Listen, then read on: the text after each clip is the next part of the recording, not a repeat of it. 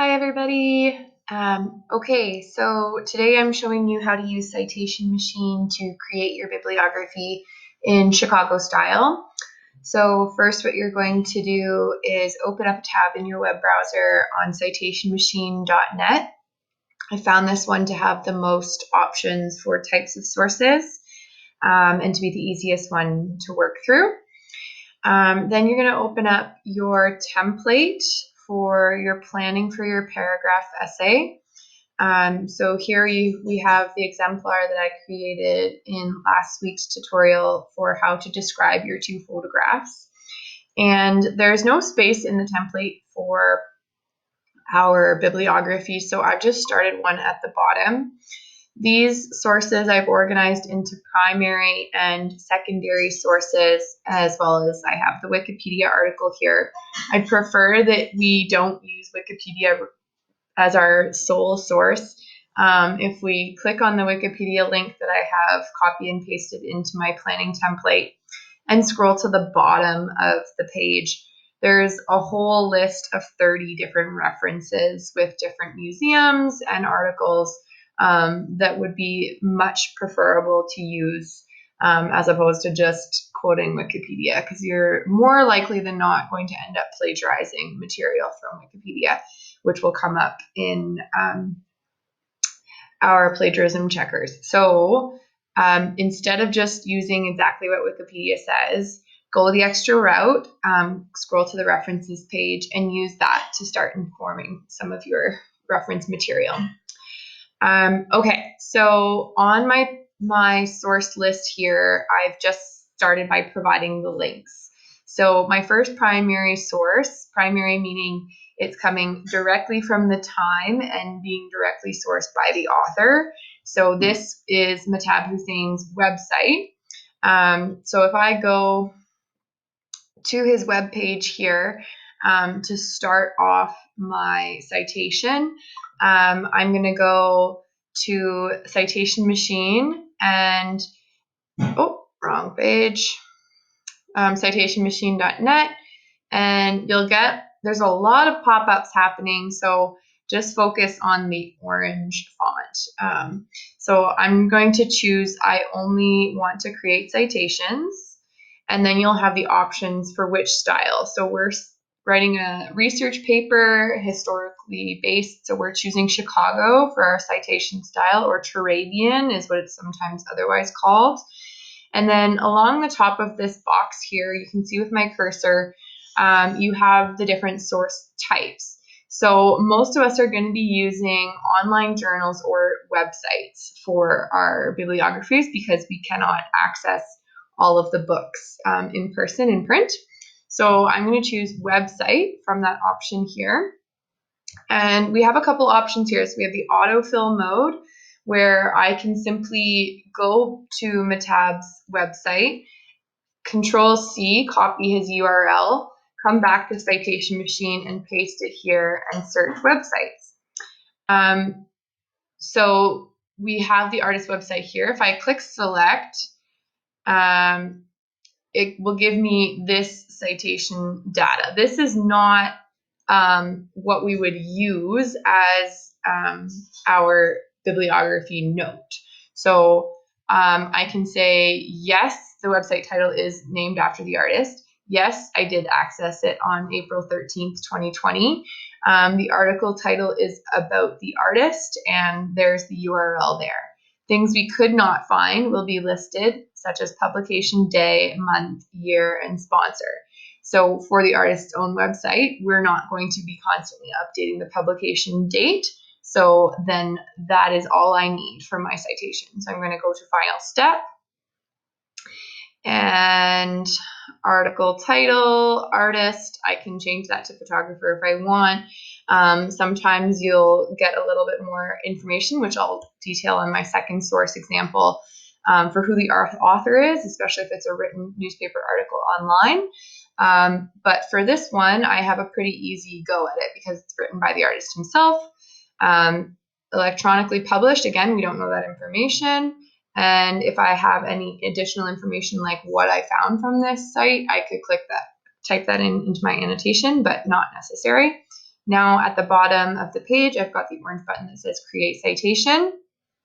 When I click that, I will get my list here. So first, artist, Matab Hussein, period, access April 13th, 2020, period, and then there's the URL.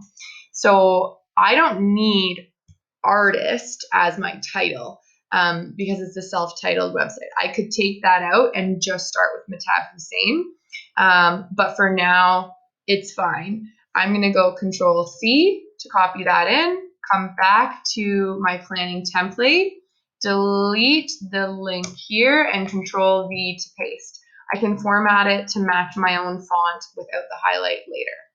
Now, what I also want to keep a list of is my footnotes. So a bibliography is formatted slightly differently than a footnote. So my footnote, if I go back to Citation Machine, and here underneath where my cursor is circling, we've got the little bunny ears for a quotation mark, and then beside that footnote, when I click that, there we go. I have my footnote ready to go. Control-C after I select it, bring it over here, Control-V to paste, okay? Now, if I think I might forget what I obtained from there, then I could add a little note underneath like images found here, artist statement found here, and that will help me later on when I'm going back to footnote the information as I'm writing my analysis step. Okay, so that one was pretty easy. As a primary source, a self-titled website, I didn't have too much searching to do. So let's now go to a secondary source, which is artsy.net. This is a website that I would recommend using for most of you. They use a lot of contemporary photographers. They detail a lot of information. They're highly reputable. All of their writers are fact-checked and published authors or educated in art history. So if I click artsy.net, go to that web page, I can try going with the easy route first and seeing what it gives me. I'm going to do that for you here. Control-C, copy the URL, come over to Citation Machine, and I'm going to now go to create a new citation.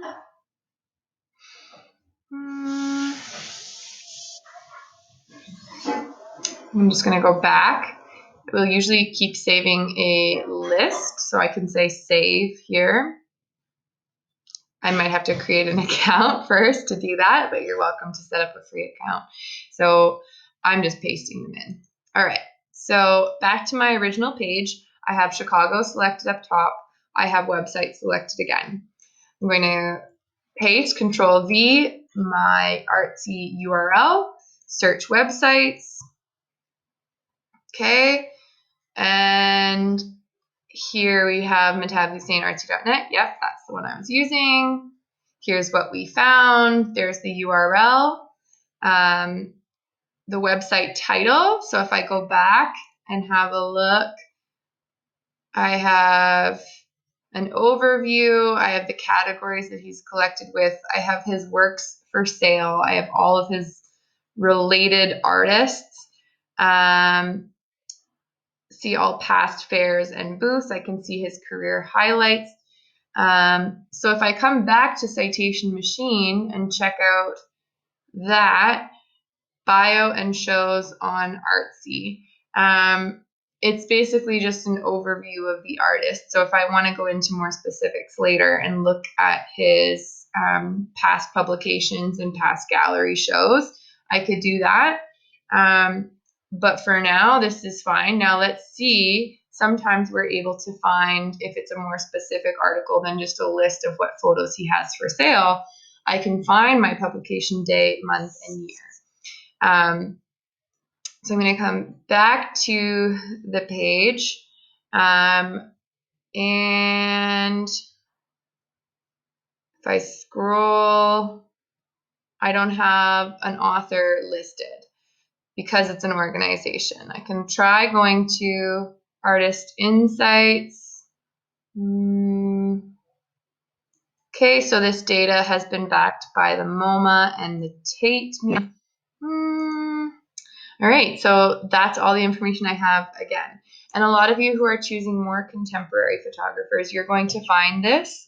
There's not as much journals written on contemporary photographers or even gallery critiques or feedback on how their work was received. So coming back to citation machine, I'm going to say final step. Okay, contributors, unknown. Article title, yep. Website title, yep. URL, yep. Publisher, sponsor, that's Artsy. And electronically published, we don't have that date. We have the date accessed. Annotation, I can provide that for myself later. Create citation. View a sponsored message. So you might have to actually watch some ads.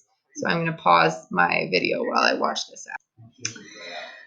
All right, so now after I watched that little 48-second ad, I can see my 2 citations that I've created today. So here's my second one. Control C, bring it into my planning template, delete the original URL, and Control V to paste. Now, again, I need to make sure I have my footnote added below so that I'm ready to do that once I do my analysis paragraph.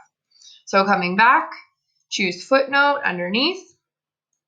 There is the slightly different formatting for a footnote.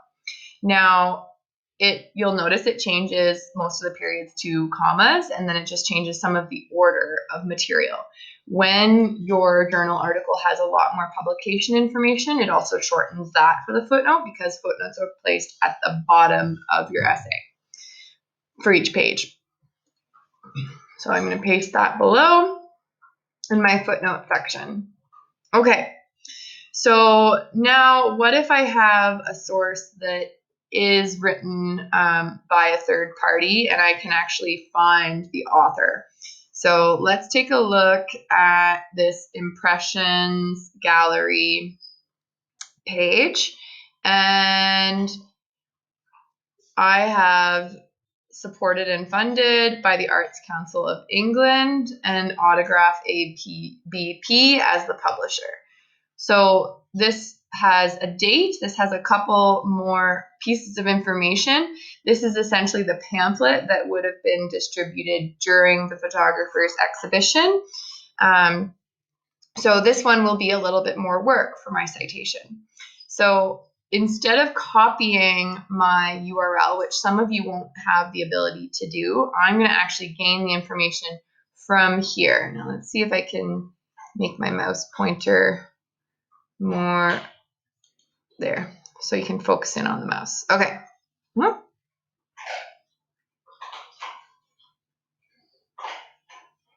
Still recording? And it's not allowing me to do that on a PDF. Okay. All right. Well, hopefully you can follow around with my cursor. So first I've got the title, and then what am I looking at? This is an information pamphlet. So instead of going to website, I'm going to have create another citation. I'm going to have to choose other from my source material. It's not a book. It's not a magazine. It's not a newspaper. It's not a website. It's not a journal. It's not a film. It's something else. So click other. And I have a lot of pop-ups happening on my screen. All right, so I have this list here of different types of sources. This is a pamphlet. So I'm going to click the pamphlet and I'm going to type in my title, which is You Get Me, Matab Hussain.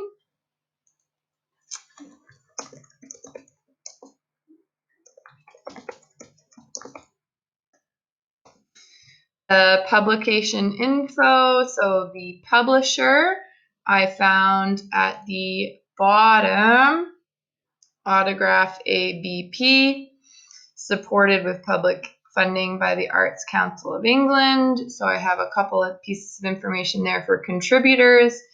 Gonna go back here, ABP. Make sure I got that right. Let's close my other tab so I don't get confused. ABP autograph and impressions gallery. Okay, compiler. So a gallery wouldn't have just one author oftentimes. So I can impressions gallery and add another contributor.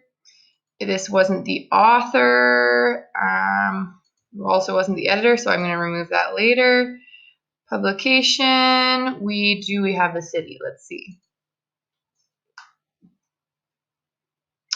We have city of Bradford in England. So come back to here, Bradford. It's not a state.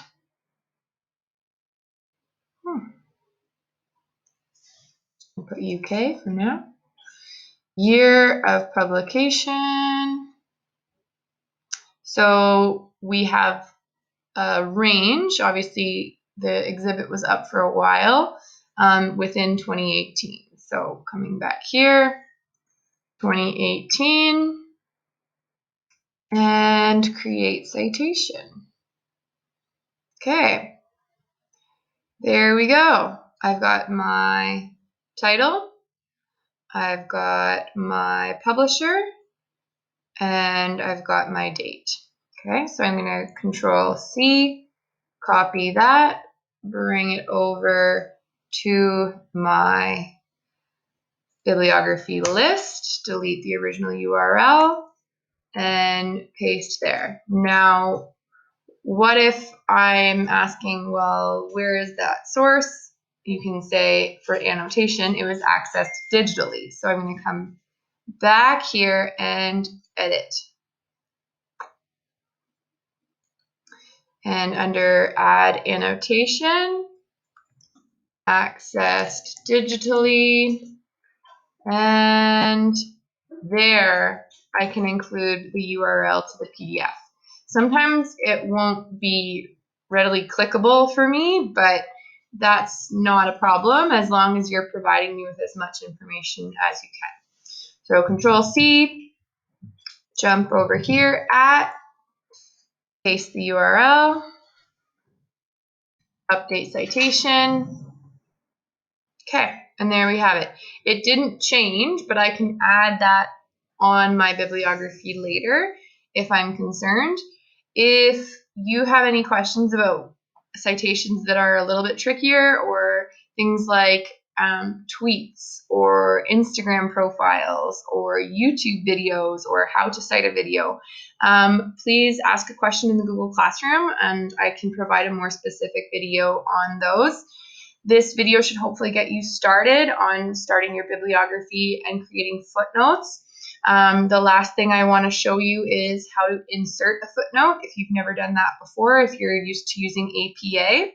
So if this was the footnotes that I was going to be adding, let's say the artsy webpage that I found earlier and cited earlier, let's pretend that this sentence here, I found this information from artsy.net. So at the end of that sentence, I'm going to go up to insert along my browser, my Google Docs menu options, insert. I'm going to choose footnote, and it will bring a little number at the bottom of your page. Control V to paste. Don't make it this big because your essay will be like 30 pages long. Make sure you change it to font size 8. Okay. And every time I add a footnote, it's going to, whether it's above or below in the essay, it will order it so that if I see a number, I say, oh, okay, looks like Susie Q found this information from an online source, and I follow down to the footnotes and then can check your information. Okay? So that's all for today. Let me know if you have any more questions, and I will create another video to help you out. Good luck, stay safe, and keep taking photos.